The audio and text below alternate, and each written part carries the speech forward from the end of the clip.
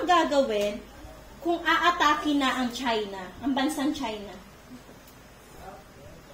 Yan talaga mangyayari yan. Kasi may World War III. Yun ang, pag yan nangyari, napagsiklab ng World War III, dito mangyayari yung tinatawag nating rapture.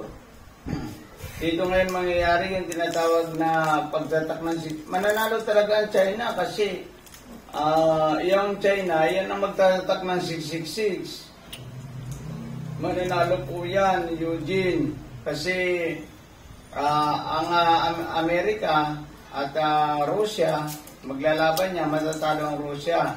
Pero ang Israel at ang Amerika, matatalo yan ng China, ibibigay ng Diyos yan.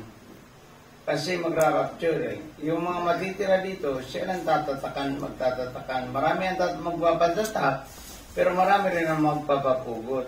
Kaya yan po rin ang Panginoon. Naway Eugene, maligtas ka para pag dumating ang Panginoon, sa lapaap ay tayo sama-sama ang kukunin niya.